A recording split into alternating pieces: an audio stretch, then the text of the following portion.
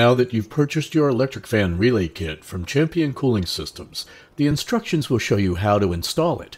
However, in this video, we'll explain the temperature switch and relay functions so that you can have a better understanding of how your relay kit works.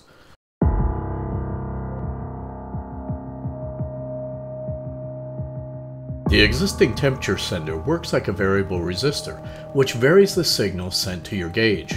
This allows your gauge to read coolant temperatures from cold to operating temperature and even overheating conditions.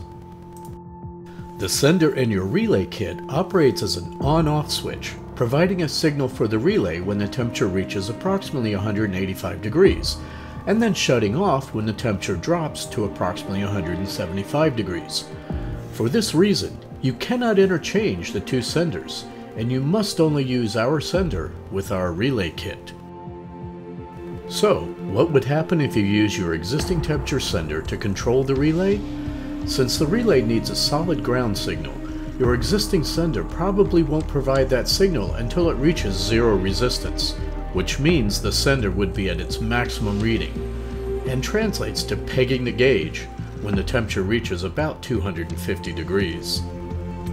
Using our temperature sender for both the fans and the gauge might mean that once your engine reaches 185 degrees, your gauge would peg at full temperature, and the relay may or may not activate. For this reason, each temperature sender should only be used with the component it was designed for.